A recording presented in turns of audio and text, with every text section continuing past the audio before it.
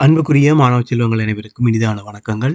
இக்காணொளியிலே வடக்கு மாகாண கல்வி திணைக்களத்தினாலே நடாத்தப்பட்ட மாதிரி பரீட்சை ஒன்றினுடைய வினாத்தாள் ஒன்றின் முதல் 15 வினாக்களுக்கும் விளக்கத்தோடு அவற்றினுடைய விடைகளை பார்க்க இருக்கின்றோம்.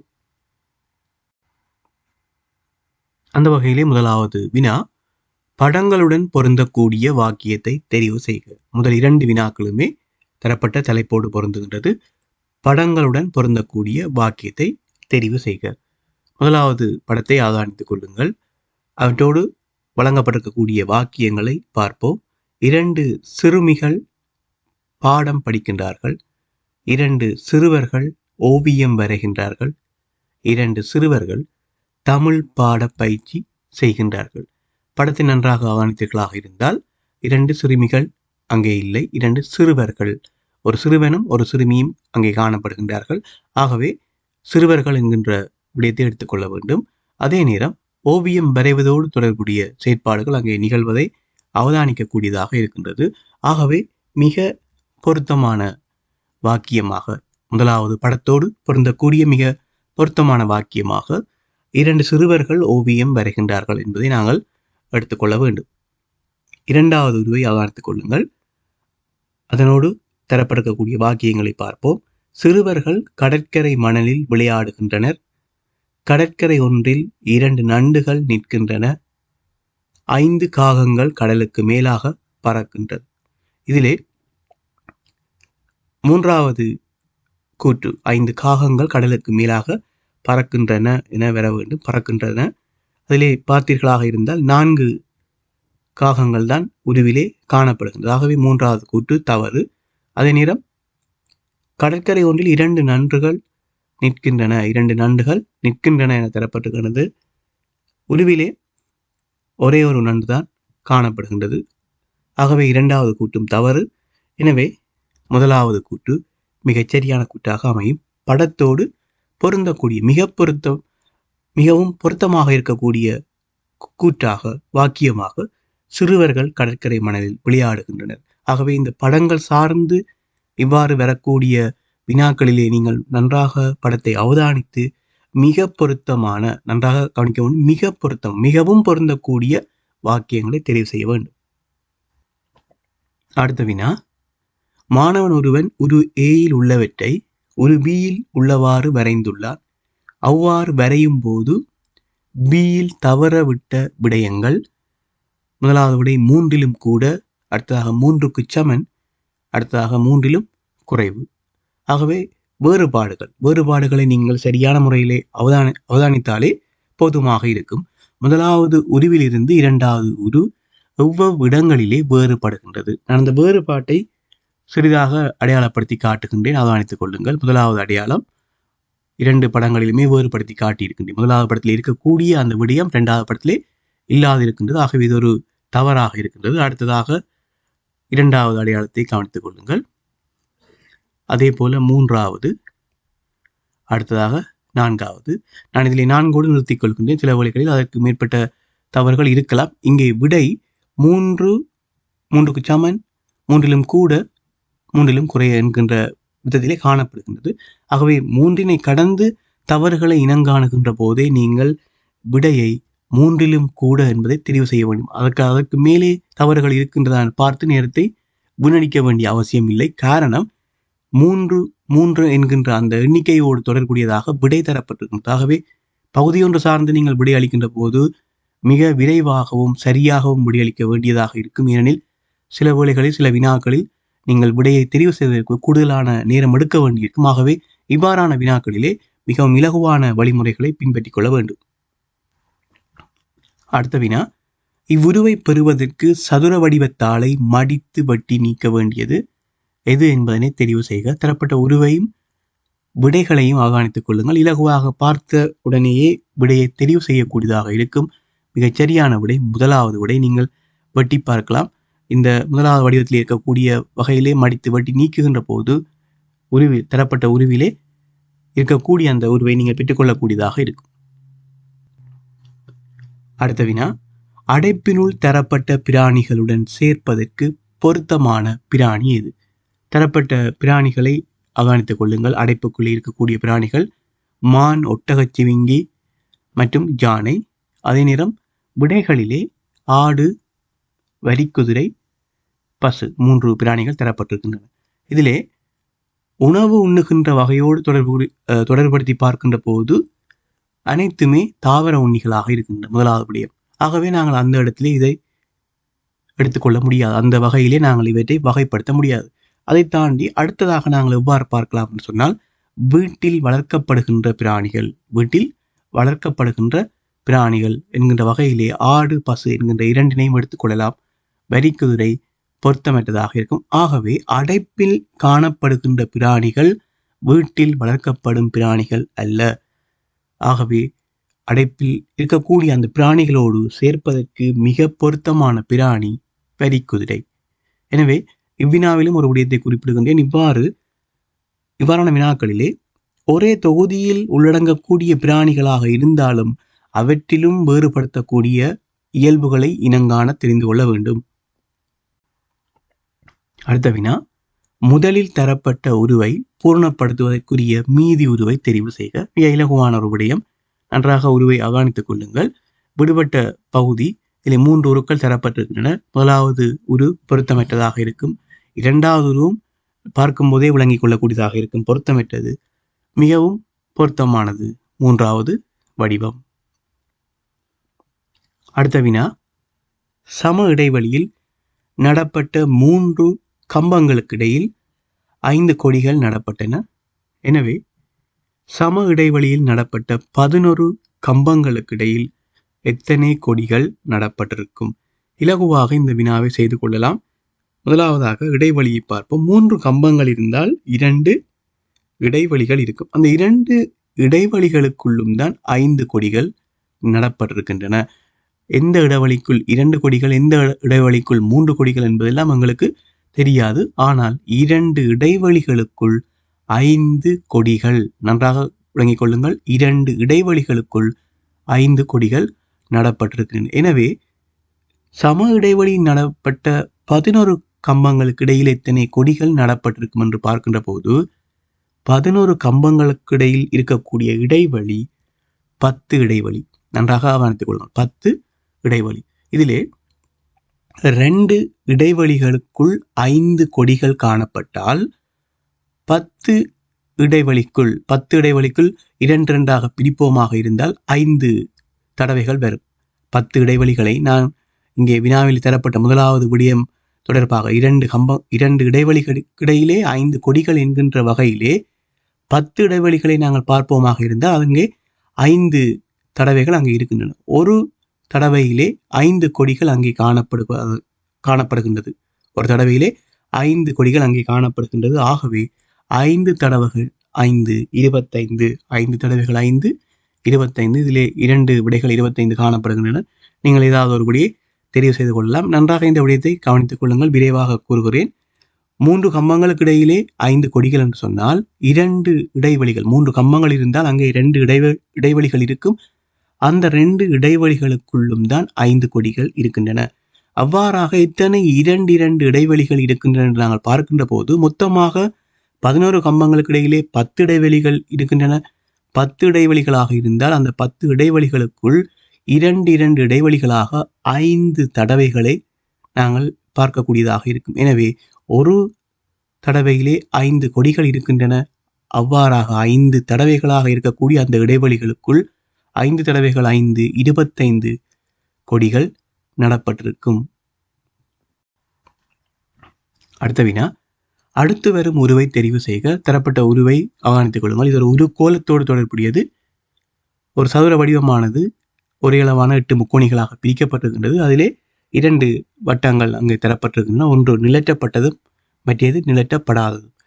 நிலற்றப்பட்ட வட்டமும் நிலற்றப்படாத வட்டமும் ஒன்றை ஒன்று எதிர்நோக்கி, அதாவது எதிர் திசையிலே நகர்ந்து கொண்டிருக்கின்றன. எவ்வாறு என்று சொன்னால், நிலற்றப்பட்ட வட்டமானது வலஞ்சுழியாகவும் நிலற்றப்படாத வட்டம் இடஞ்சுழியாகவும் நகருகின்றன. அதே நேரம் ஒன்று விட்டு ஒரு முக்கோணிகள் நகருகின்றன. நன்றாக கவனித்துக் கொள்ளுங்கள். முதலாவது உருவை பாருங்கள். முதலாவது உருவிலே நிலற்றப்பட்ட வட்டம் இருக்கின்ற இடத்தில் இருந்து அடுத்த உருவிலே ஒன்று விட்டு ஒரு முக்கோணி கீழே நகர்ந்திருக்கின்றது, அதாவது வலம் சுழியாக நகர்ந்திருக்கின்றது. அதே போன்று முதலாவது உருவிலே காணக்கூடிய நிலற்றப்படாத வட்டம் இடஞ்சுழியாக ஒன்று விட்டு ஒரு முக்கோணி நகர்ந்திருக்கின்றது, மேலே போயிருக்கின்றது பாருங்கள். அதே ஒழுங்குமுறையிலே தான் சமனாகவே நகர்ந்து கொண்டே இருக்கின்றது. ஆகவே இந்த நகர்ச்சியின் படி பார்க்கின்ற போது, இந்த நகர்வின்படி பார்க்கின்ற போது மிகச் சரியான விடையாக இரண்டாவது விடை பொருந்தும். நீங்கள் இதனை நன்றாக கவனித்து பார்த்தீர்களாக இருந்தால் நான்காவது இடத்திலே அந்த தரப்பட்ட வினாக்குறி இருக்கக்கூடிய அந்த இடத்திலே வர வேண்டிய உருவானது இரண்டாவது விடையிலே காணப்பட வேண்டிய அந்த உருவாகவே அமையும். அடுத்ததாக, தவறான முறையில் ஒழுங்கமைப்பு செய்த விடையை தெரிவு செய்க. தவறான முறையில், தவறாக, ஆகவே 2 ஒழுங்கமைப்புகள் இங்கே சரியாக இருக்கின்றன. முதலாவது விடை millimetre, centimetre, metre, kilometre மிகச்சரியாக இருக்கின்றது. Millimetre, centimetre, metre, kilometre. அடுத்ததாக, நள்ளிரவு, காலை, இரவு, பகல். இது வாசிக்கின்ற போதே இலகுவாக விளங்கிக் கொள்ளக்கூடியதாக இருக்கும். இங்கே ஒரு ஒழுங்கமைப்பிலே தவறு இருக்கின்றது. எவ்வாறு சொன்னால், நள்ளிரவு, காலை, மீண்டும் இரவு, பின்னர் பகல். ஒரு ஒழுங்கற்ற வகையிலே இங்கே காணப்படுகின்றது. ஆகவே இலகுவாக விளங்கிக் கொள்ளக்கூடியதாக இருக்கும். இரண்டாவது விடை ஒழுங்கமைப்பு செய்த முறை தவறாக இருக்கின்றது. ஆகவே வினாவின்படி இரண்டாவது விடையே சரியான விடையாக இருக்கும்.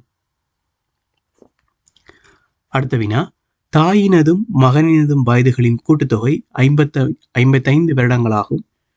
அதேவேளை தாயினதும் மகனினதும் வயதுகளுக்கிடையேயான வித்தியாசம் 31 வருடங்களெனின் மகனின் வயது யாது? இந்த வினாவில் நீங்கள் விடையை வைத்து பார்க்கலாம், அல்லது இலகுவாக நேரடியாக எவ்வாறு விடையை பார்ப்பது என்பதை இதில் கூறுகின்றேன், அவதானித்துக் கொள்ளுங்கள்.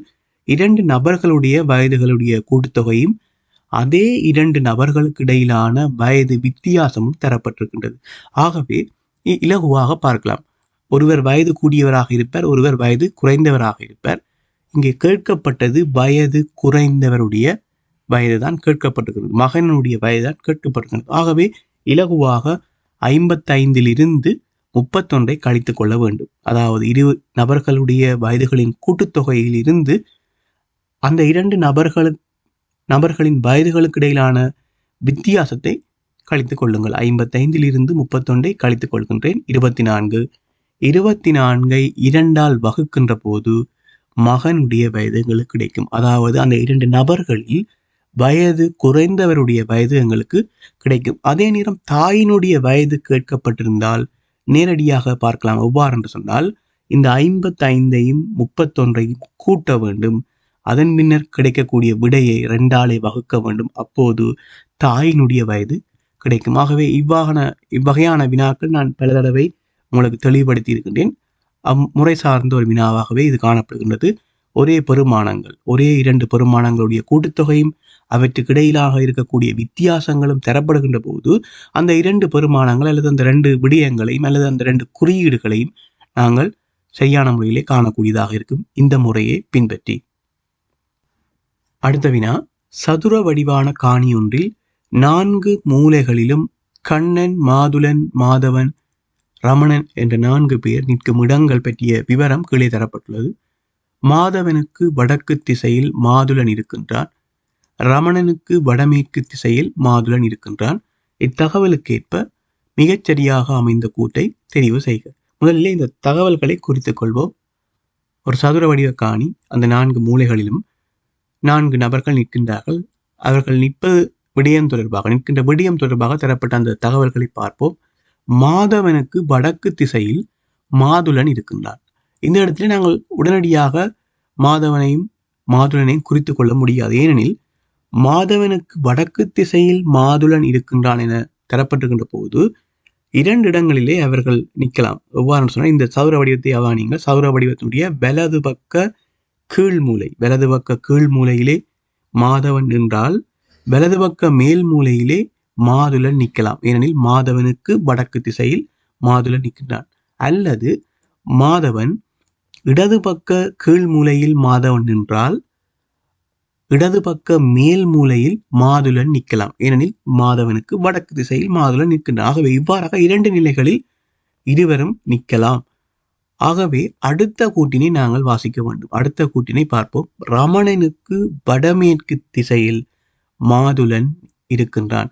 ரமணனுக்கு வடமேற்கு திசையில். ஆகவே இலகுவாக நாங்கள் விளங்கிக் கொள்ளக்கூடியதாக இருக்கும் மாதவனும் மாதுளனும் நிற்கக்கூடிய இடங்களை இலகுவாக பார்க்கக்கூடியதாக இருக்கும்.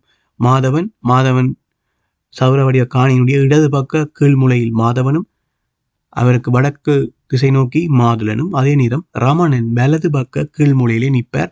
அவ்வாறு ரமணன் நிற்கின்ற போதுதான் ரமணனுக்கு வடமேற்கு திசையில் மாதுளன் நிற்கக்கூடியதாக அந்த இடம் அமையும். ஆகவே அதுக்கேற்ற வகையிலே நாங்கள் சரியாக 4 நபர்களும் இருக்கக்கூடிய இடங்களை இப்போது தெரிவு செய்திருக்கின்றோம். தற்போது நாங்கள் வினாவை பார்ப்போம். இந்த தகவலுக்கு ஏற்ப மிகச் சரியாக அமைந்த கூற்று தரப்பட்ட தகவலை வைத்துக்கொண்டு மிகச்சரியான கூட்டை தெரிவு செய்ய வேண்டியதாக இருக்கும். முதலாவது பார்ப்போம். மாதுளனுக்கு தெற்கில் மாதவனும் கண்ணனுக்கு வடக்கில் ரமணனும் இருக்கின்றார்கள். இது மிக தவறான ஒரு கூட்டாக இருக்கு. மாதுளனுக்கு தெற்கில் மாதவன் நிற்பது சரி, அதே நேரம் கண்ணனுக்கு வடக்கில் ரமணன் இருக்கின்றார் என்பது தவறு. கண்ணனுக்கு தெற்கில் தான் ரமணன் இருக்கின்றார். ஆகவே முதலாவது கூட்டு தவறு. மாதவனுக்கு வடகிழக்கில் ரமணன் இந்த கூட்டே தவறு. ஏனெனில் மாதவனுக்கு கிழக்கு திசை நோக்கித்தான் ரமணன் இருக்கின்றார். ஆகவே இரண்டாவது கூட்டும் தவறு. மூன்றாவதை பார்ப்போம். ரமணனுக்கு வடக்கு திசையில் கண்ணன் இருக்கின்றான், சரியாக இருக்கின்றது கூட்டு. அதேவேளை மாதவனுக்கு வடகிழக்கு திசையில் கண்ணன் இருக்கின்றான், சரியாகவே இருக்கின்றது. ஆகவே மூன்றாவது கூட்டு சரியான விடையாக அமையும். ஆகவே இவ்வாறான வினாக்கள் அமைகின்ற போது தரப்பட்ட தகவல்களை சரியான முறையிலே நீங்கள் குறித்து இங்கே நான் விடையினை சரியாக பெற்றுக்கொண்டது போல சரியான முறையிலே அவதானித்து செய்ய வேண்டும். ஏனெனில் இவ்வாறான வினாக்கள் இலகுவான வினாக்களாக இருக்கும். நீங்கள் சரியாக கவனிக்காது விட்டால் தேவையற்ற தவறான விடைகளை தெரிவு செய்ய வேண்டியும் வருமாகவே அவதானித்து செய்து கொள்ளுங்கள். அடுத்த வினாவை பாருங்கள். மாணவன் ஒருவன் செவ்வக வடிவமான இந்த அட்டைத்தாளில் இருந்து பெறக்கூடிய ஆகப்பெரிய சதுரத்தை வெட்டி எடுத்தான்.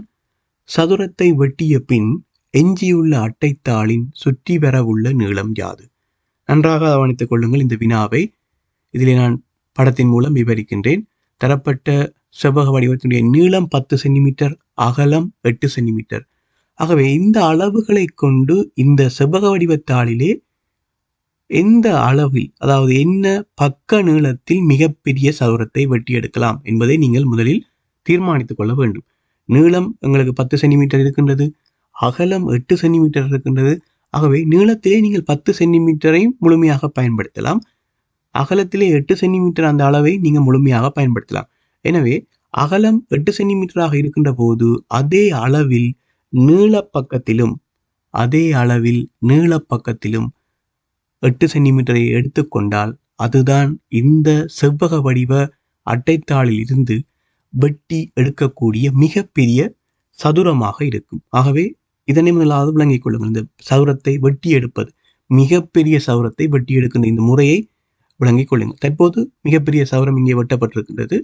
வினாவானது வெட்டி எடுத்த பின்னர் எஞ்சியுள்ள அட்டைத்தாள் உங்களுக்கு தெரியும், நீளத்தில் 8 சென்டிமீட்டர் வெட்டி எடுக்கப்பட்டிருந்தால் எஞ்சியது 2 சென்டிமீட்டராக இருக்கும். அந்த எஞ்சியுள்ள பகுதி ஒரு செவ்வக பகுதி, 2 சென்டிமீட்டர் அகலமும் 8 சென்டிமீட்டர் நீளமும் கொண்டதாக இருக்கும். எனவே அதனை நாங்கள் இரண்டையும் கூட்டலாம். 8 2 10. அதனை 2 தடவைகள் பெருக்குகின்ற போது அந்த செவ்வக வடிவத்தினுடைய சுற்றி வர உள்ள நீளம், அதாவது சுற்றளவு, அதனைத்தான் இங்கே கேட்கப்பட்டிருக்கின்றது. சுற்றி வர உள்ள நீளம் என்பது இங்கே சுற்றளவு என்பதைத்தான் கேட்கப்பட்டிருக்கின்றார்கள். ஆகவே எஞ்சிய பகுதியினுடைய சுற்றி வர உள்ள நீளம் 20 சென்டிமீட்டராக இருக்கும். அடுத்த வினாவை கவனித்துக் கொள்ளுங்கள். குழுக்களாக்குவது தொடர்பான ஒரு மிக சிறந்த ஒரு வினாவாக இது இருக்கின்றது. 4 குறைவான மாணவர்களில் குழு ஒன்றில் குறைந்தது ஒரு பிள்ளையும் கூடியது 3 பிள்ளைகளும் இடம்பெறும் வகையில் ஒன்றிலிருந்தொன்று வேறுபட்ட விதங்களில் எத்தனை குழுக்களை ஆக்க முடியும்? இந்த குழுக்களை ஆக்குவது தொடர்பான வினாக்கள் நீங்கள் ஏராளமான கடந்த கால வினாத்தாள்களில் பார்த்திருப்பீர்கள். பல்வேறுபட்ட வழிமுறைகளில் இவ்வினாக்கள் பல்வேறுபட்ட வடிவங்களிலே பரீட்சைக்கு வருவதுண்டு. ஆகவே இவ்வாறான வினாக்களை கூடுதலாக பயிற்சிகள் செய்து கொள்ளுங்கள். இந்த வினாவை பார்ப்போம். இதிலே தரவுகள் ஒரு குழுவிலே குறைந்தது ஒரு பிள்ளை இருக்கலாம், கூடியது 3 பிள்ளைகள் இருக்கலாம்.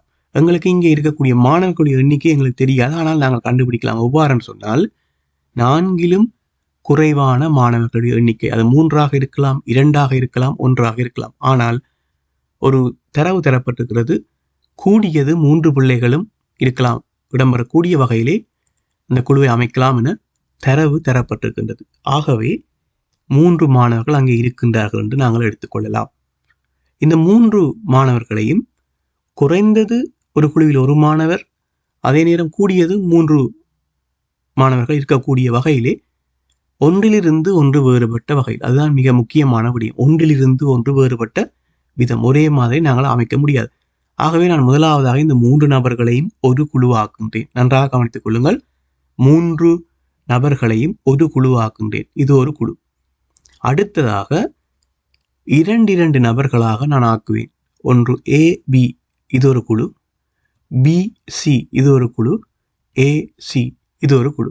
இதிலே அந்த 3 நபர்களையும் வைத்து ஒன்றிலிருந்து ஒன்று வேறுபட்டதாக, இதில் நீங்கள் அவதானித்தீர்களாக இருந்தால் எந்த குழுவும் ஒரே மாதிரி அமையவில்லை. முதலாவது குழுவிலே 3 நபர்களும் இருக்கின்றார்கள், அடுத்த குழுவிலே ஏ பி, அடுத்த குழுவிலே பி சி, அடுத்த குழுவிலே ஏ சி. அதே நேரம் ஒரு குழுவில் குறைந்தது ஒரு பிள்ளையும் இடம்பெறலாம். ஆகவே ஏ பி சி இந்த 3 மாணவர்களின் தனித்தனியாக குழுவாக்குகின்றேன். ஏ ஒரு குழு, பி ஒரு குழு, சி ஒரு குழு. தற்போது பாருங்கள், மொத்தமாக எத்தனை குழுக்கள். இதிலே நீங்கள் ஒரு விடயத்தை விளங்கிக் கொள்ள வேண்டும். ஒரே நேரத்தில் இவ்வாறு ஆக்க முடியாது. ஒரே நேரத்தில் இவ்வாறு ஆக்க முடியாது. அங்கே வினாவிலே தரப்பட்ட தரவுகளை கொண்டு இவ்வாறு நீங்கள் எத்தனை குழுக்களை ஆக்குவீர்கள் அல்லது எத்தனை குழுக்களை ஆக்க முடியும் என்பதுதான் வினா. எனவே ஏபிசி என்கின்ற 3 நபர்களையும் சேர்த்து ஒரு குழுவாக்கி விடலாம். அதே நேரம் இந்த ஏபிசி இந்த 3 நபர்களையும் 2 நபர்களாக ஒன்றுக்கொன்று வேறுபட்ட வகையில் குழுவாக்கலாம். அதே நேரம் 3 நபர்களையும் தனித்து நிறுத்தியும் குழுவாக்கலாம். எனவே மொத்தமாக 7 குழுக்களை ஆக்க முடியும். நன்றாக இந்த வினாவை அவதானித்துக் கொள்ளுங்கள். மிகவும் ஒரு சிறப்பான ஒரு வினா. நன்றாக விளங்கிக் கொள்ளுங்கள். இந்த வினா எவ்வாறு அமைக்கப்பட்டிருக்கிறது, எவ்வாறு இதற்கான விடைகளை இங்கே வழங்கி இருக்கின்றேன் என்பதை நன்றாக அவதானித்துக் கொள்ளுங்கள். அடுத்த வினாவை அவதானித்துக் கொள்ளுங்கள். அதற்கு முன்னர் இந்த காணொளிகளிலே நான் வழங்குகின்ற விளக்கங்கள், இலகுவான நுட்ப முறைகள் உங்களுக்கு மிகவும் பயனுள்ளதாக இருந்தால் காணொளிகளை லைக் பண்ணிக் கொள்ளுங்கள். அவ்வாறு நீங்கள் லைக் பண்ணுகின்ற போது அதிகளவான மாணவர்களை சென்றடையும். என்னுடைய நோக்கம் இந்த புலமை பரிசில் பரீட்சையினை மாணவர்கள் இலகுவாக எதிர்கொள்ள வேண்டும், எந்த ஒரு கடினத்தன்மையும் இல்லாமல் இலகுவாக எதிர்கொள்ள வேண்டும். ஆகவே அதிகளவான மாணவர்களை காணொளி சென்றடைய வேண்டும். தற்போது வினாவை அவதானித்துக் கொள்ளுங்கள். 1 தொடக்கம் 15 வரை உள்ள எண்களில் கூட்டுத்தொகை 21 பெறுவதற்கு பயன்படுத்தக்கூடிய எண்சோடிகளின் எண்ணிக்கை யாது? இதில் இலகுவாக எண்சோடிகளை உருவாக்கலாம். எவ்வாறு சொன்னால், இங்கே தரப்பட்டிருக்கக்கூடிய எல்லைப்படுத்தலை கவனிங்கள். 1 தொடக்கம் 15 வரை, 1லிருந்து 15 வரை இருக்கக்கூடிய இலக்கங்களை தான் நீங்கள் பயன்படுத்தலாம். கூட்டுத்தொகை 21 பெற வேண்டும். ஆகவே எந்த எண்ணிலிருந்து ஆரம்பிப்பது என்பது ஒரு குழப்பமாக இருக்கும். இலகுவான வழிமுறை, இதில் இருக்கக்கூடிய பெரிய எண்ணை எடுத்துக்கொள்ளுங்கள். 1 தொடக்கம் 15. ஆகவே 15ஐ எடுத்து அதனை வைத்து எண்சோடிகளை உருவாக்குங்கள். 15ஓடு 6 கூட்டப்படுகின்ற போது 21 கிடைக்கும். அதன் பின்னர் ஒவ்வொரு பெருமானம் 15லிருந்து 1ஐ குறைக்க வேண்டும், 6ஓடு 1ஐ கூட்டிக் கொள்ள வேண்டும். 14 7 21. பின்னர் 14லிருந்து 1ஐ குறைத்துக் கொள்ள வேண்டும், 7ஓடு 1ஐ கூட்ட வேண்டும். 13 8. இவ்வாறாக 12 9 11 10 மீண்டும் 12 9 இவ்வாறாக சென்று கொண்டிருக்கும். ஆகவே தரப்பட்ட வினாவுக்கு மிகச் சரியான விடையாக 5 சோடிகள் 5 எண் சோடிகளை எங்களாலே உருவாக்கக்கூடியதாக இருக்கும். ஆகவே இந்த வினாவில் நான் தெளிவுபடுத்திய இந்த விடயத்தை அவதானித்துக் கொள்ளுங்கள், எவ்வாறு எண் சோடிகளை உருவாக்கி இருக்கின்றேன். ஆகவே அன்புக்குரிய மாணவ செல்வங்களே, இந்த காணொலியிலே நான் தெளிவுபடுத்திய வினாபத்திரம் 2024ஆம் ஆண்டுக்குரிய வடக்கு மாகாண கல்வி திணைக்களத்தினுடைய தரமைந்து மாணவர்களுக்கு நடத்தப்பட்ட ஒரு மாதிரி பரீட்சையினுடைய வினாபத்திரம் 1 முதல் 15 வினாக்களும். நிச்சயமாக இந்த வினாக்களிலே பல நுட்ப முறைகளை தெளிவுபடுத்தி இருக்கின்றேன். அவற்றை சரியான முறையிலே கற்றுக்கொள்ளுங்கள், உங்களுக்கு மிகவும் பயனுள்ளதாக அமையும். மீண்டும் இன்னொரு காணொலியிலே சந்திக்கின்றேன். நன்றி.